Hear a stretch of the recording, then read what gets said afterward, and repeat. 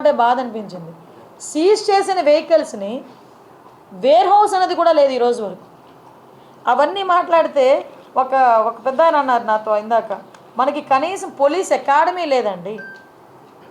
ఎంత దయనీయమైన పరిస్థితిలో పోలీస్ డిపార్ట్మెంట్ ఉంది, హోమ్ డిపార్ట్మెంట్ ఉంది అంటే పూర్తిగా 5 సంవత్సరాలు పొడుగు పెట్టేశారు.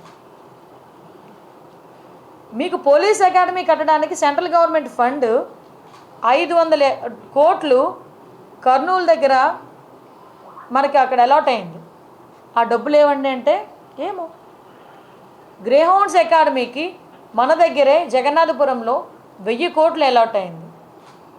వర్కులు జరుగుతున్నాయా అంటే తెలియదు. ఈరోజు వరకు అది ఎక్కడుందో కనిపించలేదు ఈ 5 సంవత్సరాల్లో. అంటే ఎలాగ పోలీసులు వర్క్ చేస్తారు? పోలీసులకు ఇవ్వాల్సిన మినిమం ఫెసిలిటీస్ కూడా ఇవ్వకుండా పోలీస్ డిపార్ట్మెంట్ మీద మనం ఎంత ప్రెషర్ పెట్టినా పరిస్థితి ఏంటి?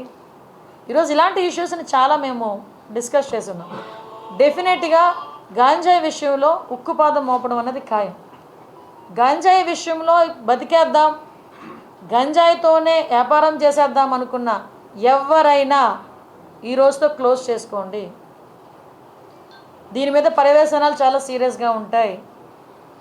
గంజాయితో దొరికితే ఏదో పాపం ఎంత దారుణం అంటే 18 నుంచి 25 సంవత్సరాల లోపు ఉన్న వాళ్ళు ఎక్కువ మంది ఈ గంజాయి ట్రాన్స్పోర్టేషన్లో. వాళ్ళు చెప్తూ ఉంటే బాధ అనిపిస్తుంది. ఒకరోజు నేను అక్కడ కూడా ఒకసారి సెంట్రల్ జైలు కూడా ఒకసారి వెళ్ళి చూస్తాను ఒకసారి వెళ్ళి. అక్కడ కడుపుతో ఉన్నవాళ్ళు, ప్రెగ్నెంట్ లేడీస్, చిన్న చిన్న పిల్లలు, వాళ్ళందరూ కూడా ఈరోజు 1200 మంది జైల్లో ఉన్నారంటే ఏంటి దాని పరిస్థితి ఏంటి? అంటే ఇన్ని సంవత్సరాలు, ఈ 5 సంవత్సరాలు విశాఖపట్నాన్ని రాజధాని చేసేస్తాను మాట్లాడి ఏందయ్యా రాజధాని చేసావు అంటే గంజాయికి రాజధాని చేశారు, డ్రగ్స్కి రాజధాని చేశారు. రోడ్డు మీదకి వెళ్తూ ఉంటే భయం వేస్తూ ఉంది. ఇటువంటి సిచ్యువేషన్ నుంచి కంపల్సరీగా ఒక మార్పు అయితే తీసుకురావాలి. ఆ మార్పు తీసుకురావడానికి వైజాగ్ ప్రజల్ని కూడా నేను సపోర్ట్ కోరుకుంటున్నా. డెఫినెట్గా పోలీస్ వాళ్ళకి సపోర్ట్ చేయండి. ఇంకొకటి కూడా చెప్తున్నా, గంజాయి విషయంలో నేను పోలీసులకి ఇన్ఫర్మేషన్ ఇది కూడా చెప్పాను. గంజాయి విషయంలో ఎవరైనా పట్టుబడిన తర్వాత పోలీస్ డిపార్ట్మెంట్ వాళ్ళకి మేము అధికార పార్టీకి సంబంధించిన వాళ్ళు మనం చెప్పినా కూడా మీరు టాలరేట్ చేయొద్దు అని చెప్పా.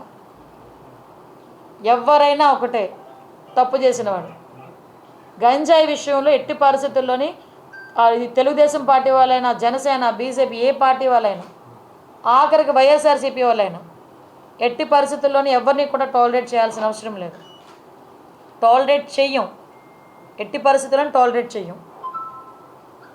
టాస్క్ ఫోర్స్ ఈ రోజు నుంచే రంగంలో దిగుద్ది.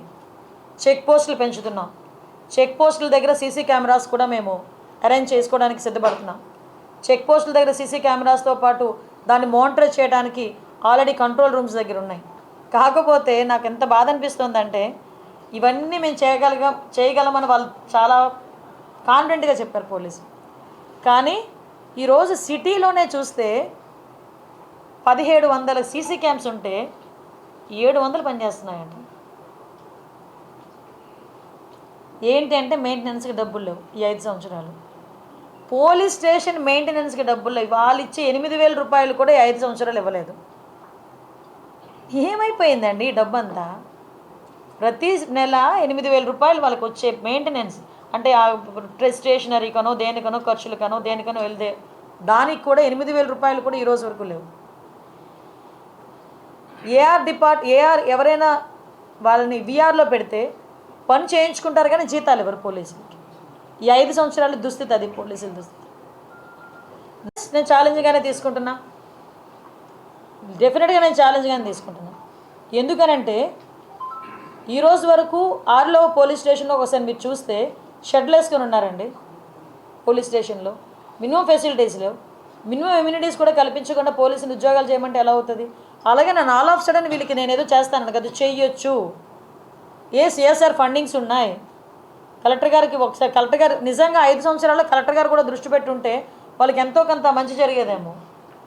ఈ రోజు వరకు ఒక అకాడమీకి కానీ వీటికి వచ్చిన డబ్బులు ఏమైపోయినాయి? అవన్నీ పక్కన పెట్టండి. ఎకడమికల్ ఇష్యూస్ అన్నీ పక్కన పెట్టండి. టెక్నికల్గా మనం చూసుకున్నా, వాళ్ళ వర్క్ సైడ్ మనం చూసుకున్నా డెఫినెట్గా ఉన్న పోలీస్ డిపార్ట్మెంట్ వాళ్ళకి ఇంకొకటి విషయం చెప్తున్నా. ఈరోజు ఎవరైతే రిజర్వ్ పోలీసులు కొంతమంది ఉన్నారు, ఏపీఎస్బి వాళ్ళందరూ కూడా ఏదో ఆ టైంకి వస్తారు, ఆ టైంకి వర్క్ చేస్తుంటారు, మళ్ళీ బ్యాక్కి వెళ్తుంటారు. అలాంటి వాళ్ళని కూడా మేము ఇంటిగ్రేట్ చేసి వాళ్ళతో కూడా కోఆర్డినేట్ చేసుకొని ఫర్దర్గా ఎటువంటి చెక్ పోస్టుల దగ్గర కానీ ఎక్కడైనా డ్యూటీస్ వేసేటప్పుడు వాళ్ళని కూడా యూజ్ చేసుకునేటట్టుగా ఎటువంటి టెక్నికల్ ఇష్యూస్ వాళ్ళకి లేకుండా ఒకసారి మొత్తం అఫీషియల్స్ అందరితోనే మాట్లాడి దాన్ని కూడా ఇంటిగ్రేట్ చేస్తాం. నాకు ఆశ్చర్యకరమైంది ఏంటంటే, ఇది పొలిటికల్, ఆశ్చర్యకరమైంది ఏంటంటే ఇన్ని ఫెసిలిటీస్ లేకపోయినా మాలాంటి వాళ్ళ దగ్గరికి వచ్చి ఎందుకు అరెస్టులు చేసేవారో మాకైతే అర్థం కాదు.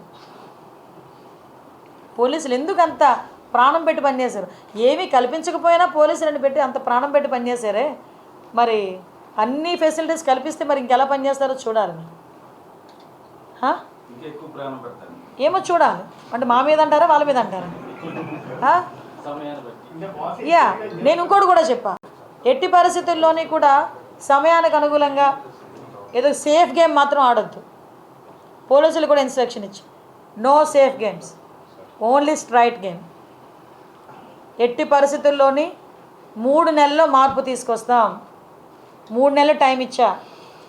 3 నెలల్లో ఎట్టి పరిస్థితుల్లోని వైజాగ్లో గంజాయి అన్నది ట్రాన్స్పోర్టేషన్ కానీ గంజాయి విచ్చలవిడితనం కానీ నేను తగ్గిస్తాం. నాకు చాలా కాన్ఫిడెన్స్ ఉంది. డెఫినెట్గా ఆ రకంగానే పనిచేస్తాం.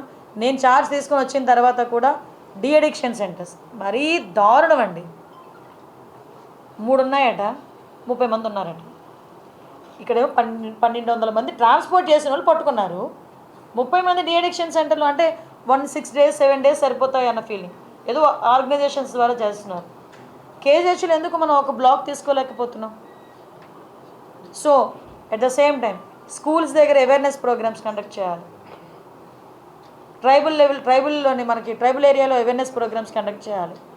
పోలీసుల పరిస్థితి ఎలా అయిపోయిందంటే మాకు టీఏడిఎల్ లేవండి, ఆఖరికి ఏజెన్సీ అలవెన్స్లు కూడా లేవు 5 సంవత్సరాలు.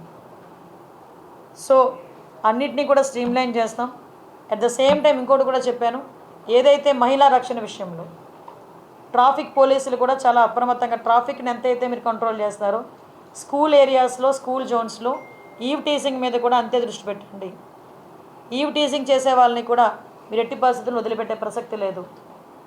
అవన్నీ కూడా మేము చాలా క్లియర్గా చర్చించుకున్నాం. నాకైతే పూర్తి నమ్మకం ఉంది, ఎలాగైనా ఎట్టి పరిస్థితుల్లోనైనా ఈ గంజాయిని స్టెప్ బై స్టెప్ మేము ఎట్టి పరిస్థితులు అరికడతాం. క్రైమ్ రేటు కూడా ఎట్టి పరిస్థితి తగ్గుతుందని నమ్మకం అయితే నాకుంది. దానికి అనుగుణంగానే అఫీషియల్స్తో కానీ అదేవిధంగా చంద్రబాబు నాయుడు గారితో కానీ డిస్కస్ చేసి వాళ్ళకి కావాల్సిన ఫెసిలిటీస్ కూడా కల్పించడానికి నేను చర్యలు తీసుకుంటాను. చెప్పాను కదండి, ఫస్ట్ థింగ్ సోర్స్ని కట్ చేయాలి. సోర్స్ని కట్ చేయాలంటే ఆల్రెడీ వీళ్ళు శాటిలైట్ వ్యూస్ తీసుకుంటున్నారు డ్రోన్స్ పెట్టి.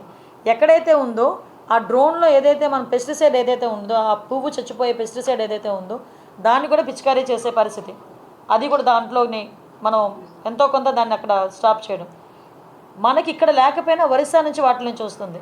సో ఒరిస్సా గవర్నమెంట్కి కూడా యాజ్ ఏ హోమ్ మినిస్టర్ నేను ఒక లెటర్ కూడా పెడతాను, అక్కడ పోలీస్ డిపార్ట్మెంట్ వాళ్ళని సహకరించమని, వీలైతే వాళ్ళకి మనకి ఒక కోఆర్డినేషన్ కలిపి ఒక మీటింగ్ పెట్టమని, అక్కడ నుంచి కూడా సరఫరా స్టాప్ చేయడానికి. తీరా ఇక్కడికి వచ్చిన తర్వాత సరఫరా కూడా జరిగేటప్పుడు వ్యాన్స్ కంటైనర్స్ తీసుకెళ్ళిపోతున్నారండి. వీళ్ళు ఎంత టెక్నాలజీ యూజ్ చేస్తున్నారంటే ఆ స్మెల్ కూడా రాకుండా ఆ ప్యాకింగ్ కూడా చాలా డిఫరెంట్గా చేస్తారట ప్యాకింగ్ కూడా.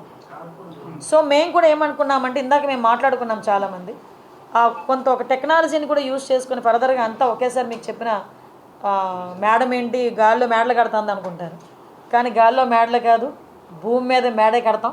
డెఫినెట్గా కంపల్సరీగా వాట్ ఎవర్ మేము అనుకున్నట్టు చేయడానికి సిద్ధంగా ఉన్నాం.